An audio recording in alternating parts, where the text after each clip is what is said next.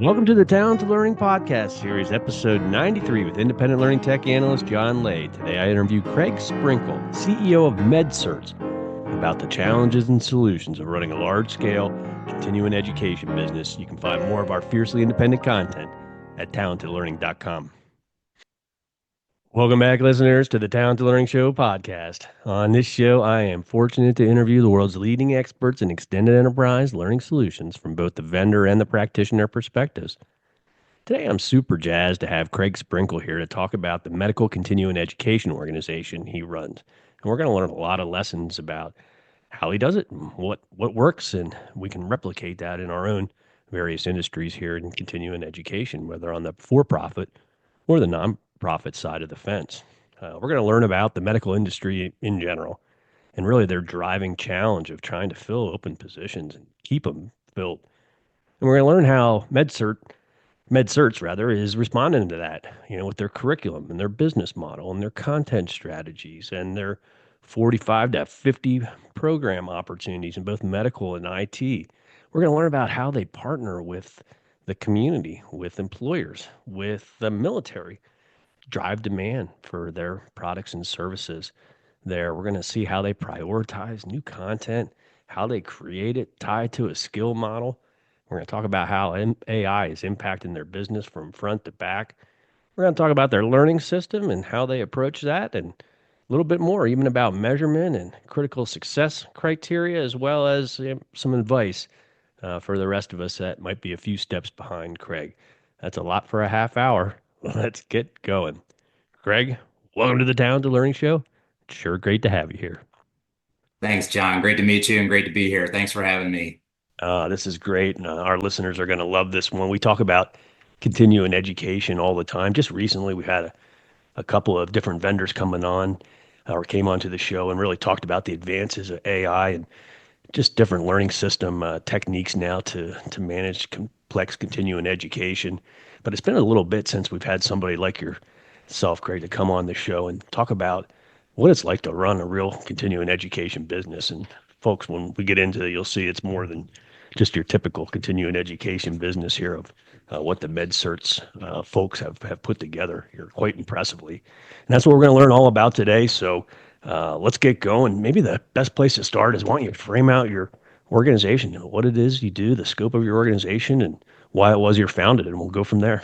Yeah, happy to do that. I can't claim credit for all of this, but we've been in business now for just over 15 years. So crossed over our 15-year anniversary a year ago.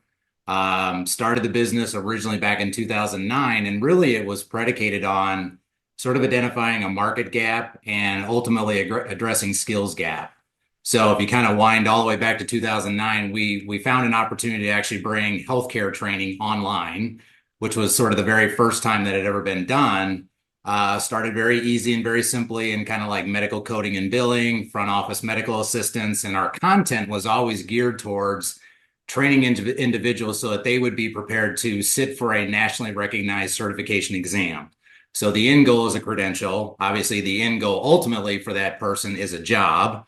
But that's how the business started. And if you can imagine, way back in 2009, that type of training was very traditionally based. It kind of took what you would typically see in an old classroom setting, the one-to-many, you have an instructor in front of everybody, in a classroom, and kind of just mimic the same thing online. We had an instructor kind of voice over PowerPoint.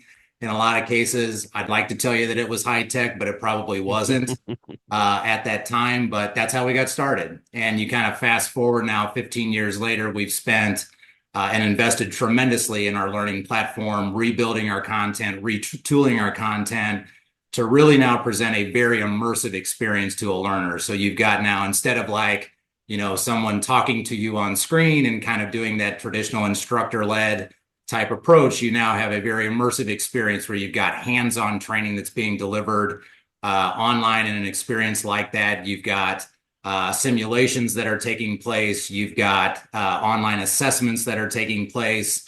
All of that now is built into our content, and it's very, very engaging now for our students. So we focus primarily in allied healthcare professions. We train to currently, I think it's about 45 individual programs on the allied healthcare front. And then we've got a catalog of another 15 programs of IT that does the same thing. And again, that's training more of your entry level type occupations that while we don't certify the individual at the end of the day, we prepare them to then sit for that certification exam. And those certifications are ultimately recognized by employers as being key to placing them in jobs. Wow, excellent, excellent. And so, from an industry standpoint, what are you started off or founded and still continue to serve the student and the skills gap there? Can you look at the other side or paint the other side of the picture for us from the healthcare industry? Is there a lack of talent? Are they competing for all this talent? What are their challenges and how does this align?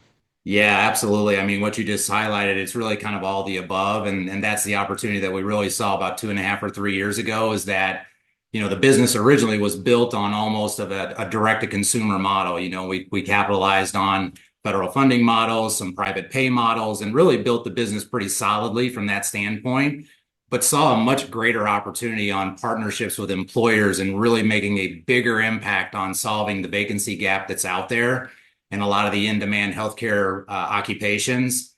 And that's really where we've been focused for the last couple of years is really building out that part of the business. There's a number of pain points whenever you think about healthcare employers today. Number one, it's ultimately about filling vacancies, but a lot of it has to do with the inability to access the talent that's out there and then place them properly in the jobs that are available. So we help solve some of that at the end of the day. And we do that in a number of different forms. Some of that is just through traditional reskilling and upskilling of a partner or an employer's existing workforce.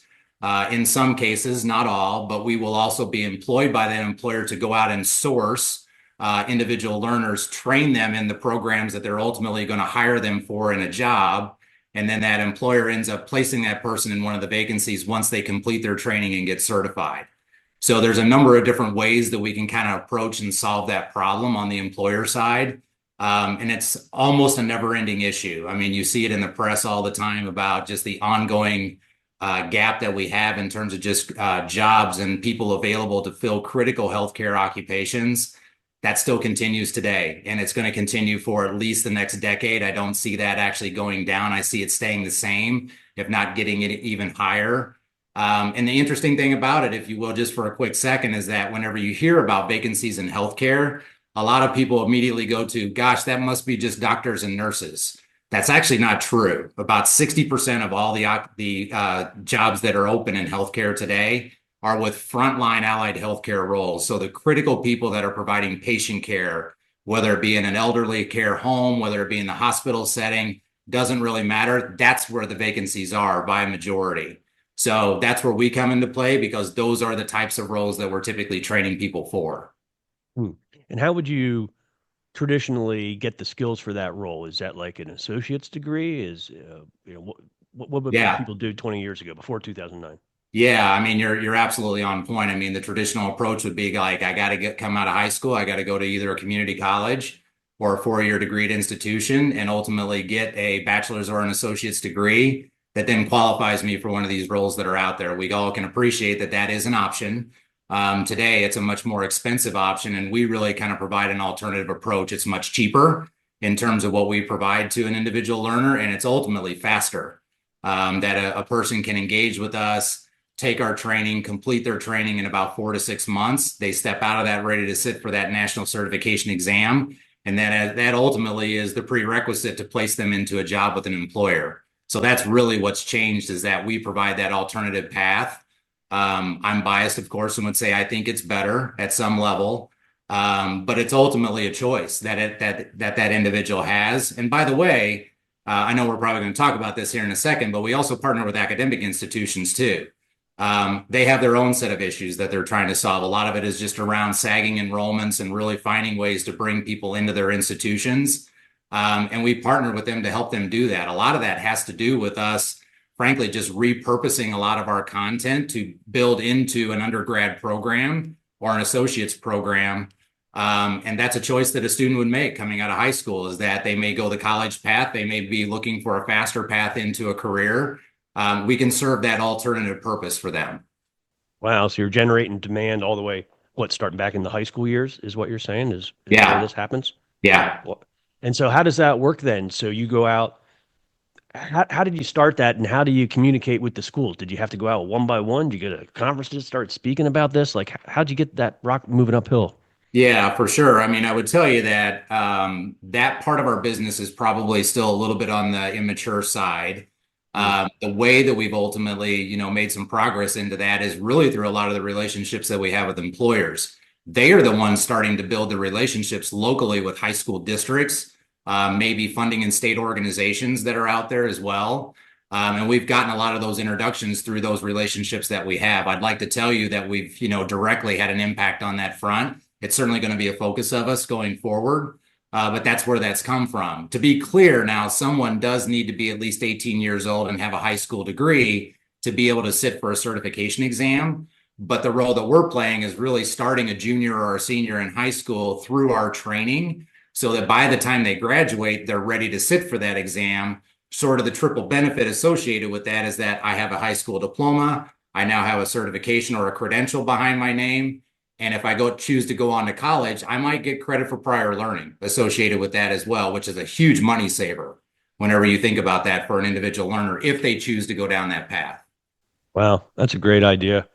That's a tremendous idea. We see in our business, we see that a lot with software companies now doing the very same thing of starting all the way back then, donating their software, donating the curriculum, trying to build advocates and helping create demand, gives people an alternate path to get out into the marketplace and make a difference Right. without running up 120,000 or more on student loans on something like that.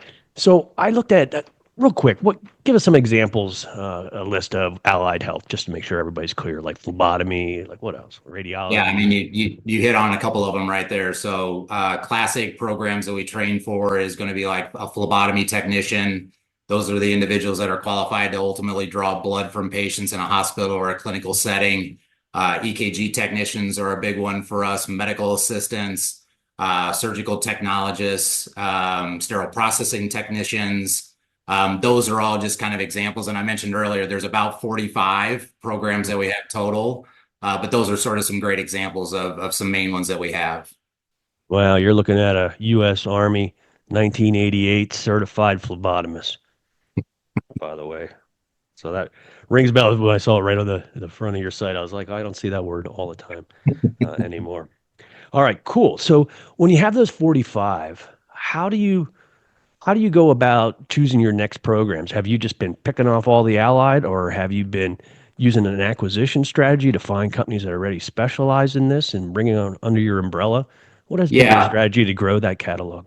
yeah, our strategy has really been about market demand. I mean, we let sort of the market and our employers at the end of the day inform some of that from a roadmap perspective. I'll be honest with you, we have a fairly deep penetration within that space overall, having 45 programs, but anything new that we typically develop, and by the way, it could take the form of a full-blown certification program that leads to a credential for someone, but it could also take the form of a specialization course or something that's a little bit more continuing ed in nature that allows someone to take a credential or a certification that they already have and then add additional training on top of that. A great example of that, just real quickly, would be I could already be a certified medical assistant today. I might want to have a specialization in either like geriatrics or later in life care, elderly care or something like that. We have courses that are tailored for that kind of stacks on top of that core certification program. And it allows somebody to go down a path of being a lot more specialized in what they're looking to do with that certification. Wow, interesting. Do all allied medical programs that you have associated certifications, necessary certifications to practice in real Yeah, life? all of the programs that we have at the end of the day lead to some level of a certification. That's right. Mm. Is there recertification requirements in these professions? Like every 2 years, you have to take more credits or something like that? Yeah, so typically not. In most that we have, what we really like to do, and this takes the form on both the IT and the healthcare side, is that, someone may step into a program that they're looking to get training from, and they'll get that initial certification, and then there's something else on top. So they'll go like and stack credentials on top, which is Hmm. really about career pathing for them because they may start as As you just mentioned earlier, I might be a phlebotomy technician today. I might aspire to become a medical assistant. Well, there's training elements associated with the program when they became a certified phlebotomy technician that now can be parlayed into what they need to become a medical assistant, and then even beyond that. So to answer your question, no, there's not typically something that needs to be done to recertify, but there are opportunities ultimately to stack more credentials on top from a career path perspective, which really qualifies them for a higher paying job. Hmm, interesting. Is who's the certifying body on all this? Is that the ACCME or is that someone else? So it's going to vary depending on the program itself. The vast majority of our allied healthcare programs, NHA, the National Healthcare Association, is the certifying body, but we have others depending on the program, and it is typically always going to be pointing towards that certifying body that has the most credibility and ultimately the one that's most recognized by an employer. That's what we're always solving for. Is that our end Mm, game is that we want to be unique. We want that student to be able to get placed in a job. It's not just about completing our program. It's not just about getting that credential. Those are important. It's really about getting the job and getting on a path that you're building a career at that point. mm-hmm, mm-hmm.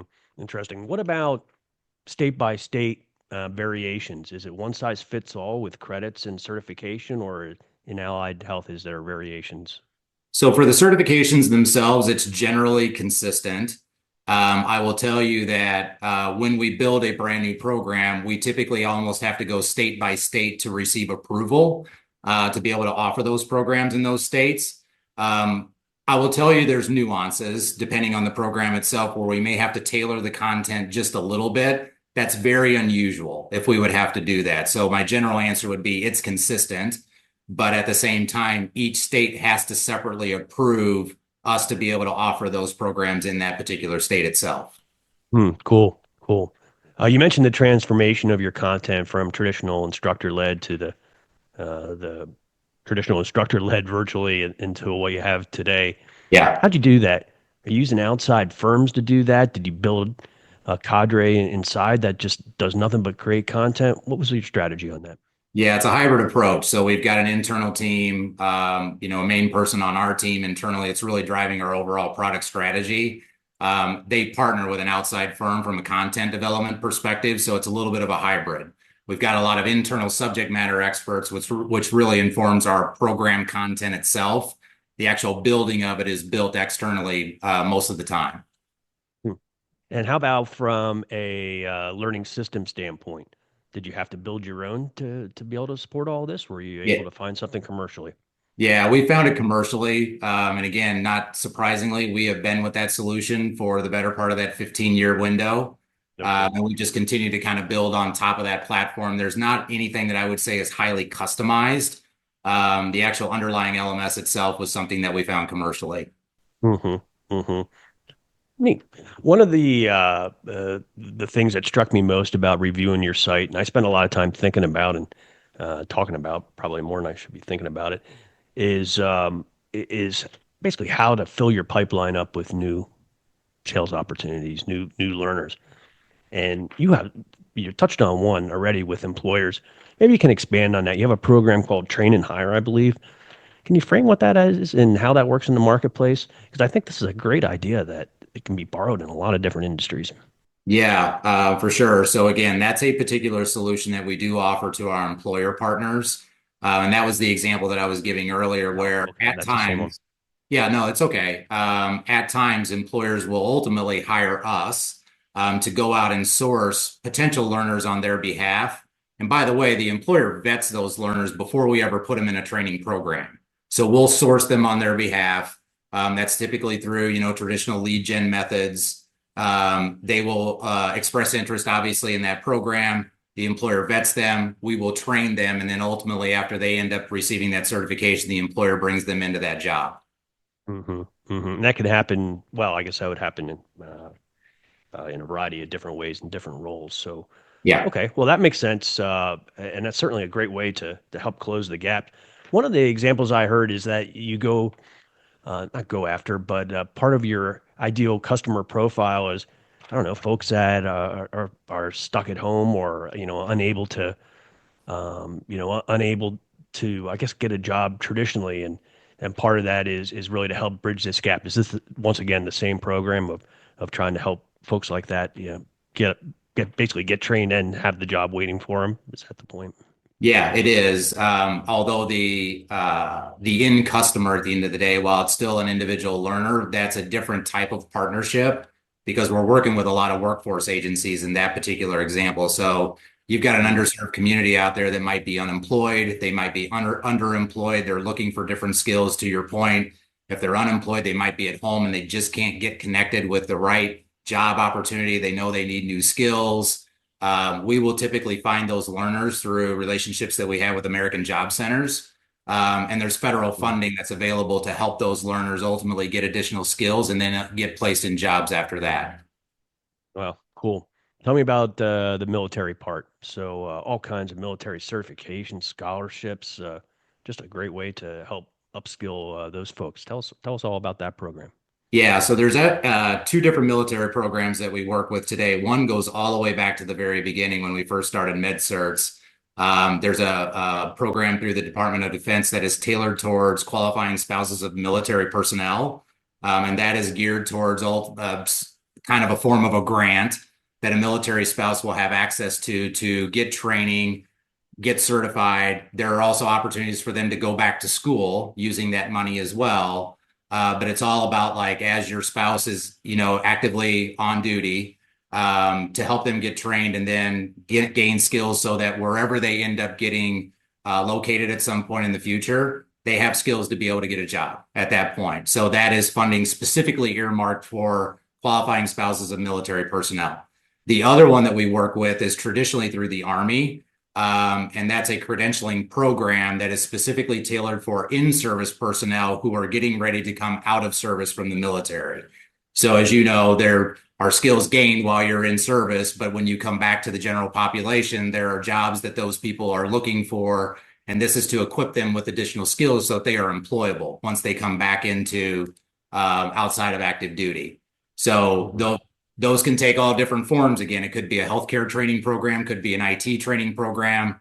Not surprisingly, that particular part of our business tends to lean a little bit more towards IT programs, but that just happens to be the way that goes with that group. Do you plan to add more IT programs also? I think we will over Yeah. time. And again, I think that's going to be a little bit more opportunistically because, again, to the extent that the market is telling us something on that front, we'll certainly add as we go. Has AI impacted your business? Yes, it has very positively. I'll give you a couple of use cases. One is the one that people may not typically think about is that AI has dramatically helped us in terms of developing content and expediting our efficiency, just in terms of building out new content, whether it be storyboarding, whether it be actually informing how content is being developed. That has been a huge efficiency gainer for us overall. The other way, which frankly is more interesting in my opinion, is how we've been able to embed AI elements into our content. I didn't mention it earlier, but in a lot of our programs, you've got a student's ability to interact with avatars, where they may even have a conversation on screen with someone. We have, for example, a medical health support specialist program, and part of that training is kind of developing that bedside manner, if you will, with a patient, and they are actually interacting on screen with an avatar, actually going through a battery of questions, not pre-programmed or anything like that, where they're assessing that person's health at that particular point. And through that interaction, obviously the avatar, large language models, it becomes a little smarter as we go. That gets tailored to that particular conversation. So that's just a very different way of delivering, a real life, in clinical experience that some people may not typically think would work. And it works very, very well.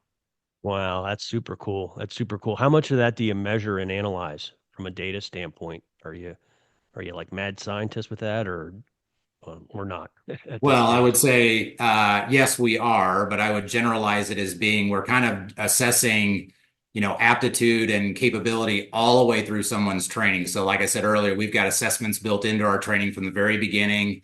It's very modularized. So you kind of have a start and stop where a student goes through a certain amount of content. We do an assessment to check their retention of all that particular content. The same thing holds true in anything that's sort of geared more on the AI side as well. Wow. Wow. And how do you tie that to measurable results? Like, what are the metrics that you're most concerned about? Yeah, I mean, I think not that different than a lot of other training organizations. We'll look at, program completion is really big for us. We want to make sure that student progresses on to sit for their certification exam. So not just the pass rate associated with the certification itself, but also the level at which or the percentage of our students that are graduating that go sit for the exam is also an important metric for us. Really, the biggest one at the end of the day was what I brought up earlier. What we care the most about is employability and making sure that someone is getting placed in a job, whether directly through assistance with us or indirectly on their own, and then how long they stay in that job at that particular point in time too. So that's really probably the most important one. And I guess I could call it our North Star overall. Mm, wow. That's great. That's great. How about social media mentions or anything like that of your certifications and things like that? Do you track any of that? Ingrid would be able to tell you that better than I can, but I would say yes, we do overall. I don't know that I can recite to you a ton of metrics around what that looks like today, but I will tell you that yes, we do. Okay. No, I was just curious if that would be important to you. If It you is. if you flash out 3 years from now, how's your business going to look different? Yeah, I think it's a couple of things. One is we've seen an opportunity, like I was kind of mentioning earlier, where we can now start to uncouple a lot of our traditional certification programs down into a little bit more of like digestible content. And that's where we're seeing a little bit more demand coming from our academic partners, where they're not necessarily looking for a full-blown certification program to build into their curriculum, but there's a course that they saw within our program that's of interest to them, and they want to license that course from us. So I see only more of that happening as we go forward. The other part that we're really very focused on right now is building out a catalog of hard and durable skills. On top of, the technical skills that someone would gain to be placed in a job, we're just hearing more and more from our employers all the time that they want those soft skills from an individual person too. It's their ability to communicate, to work in groups, to collaborate with others, critical thinking. You can't just assume that everyone that goes through one of our programs has some of those soft skills. And we're very focused on helping build that out. And I see that becoming a bigger part of our business in the next couple of years. Wow, that's great. That sounds like a great path. So there's a lot of organizations that are a few steps behind you here, but on the exact same path. So we always end up with an advice question. And I guess my advice question to you is, you've been CEO now for what, 3.5, 4 years. What do you wish you knew back then that you had to learn the hard way that maybe you can help somebody out? Oh man, you said you had a long list of questions to start. I have a long list of things that I wish I would have done differently. I would tell you that my best advice would be focus on the most important things because there's not going to be a shortage of areas and things that you can pursue and chase after. And really being able to boil everything down to like the most important, valuable things that need to be done first, do that, and then go on to the next thing. I think we all have sort of that tendency to sort of like try to boil the ocean and swallow the elephant, if you will. And if I had to rewind all the way back 3 years ago, and I guess I'm giving you a little bit of a self-reflection too as we're talking, I would say that that's critically important. It doesn't matter if we're talking about an organization like MedCerts or just any other business. That's just really, really important. Sage advice. I need to follow it. Craig Sprinkle, CEO of MedCerts. Craig, thanks very much for taking time today to come here and share your story. And you can be doing a lot of things with your time, and helping others is certainly much appreciated by me and our listeners. Thank you very much. Thank you, John. Appreciate it. All right, listeners, thanks for tuning in to another episode of the Talented Learning Show podcast series. This was a good one. Please like and share below and comment if you found value, and you can find more of our fiercely independent content at talentedlearning.com. Have a great day, everyone, and we'll see you on the next.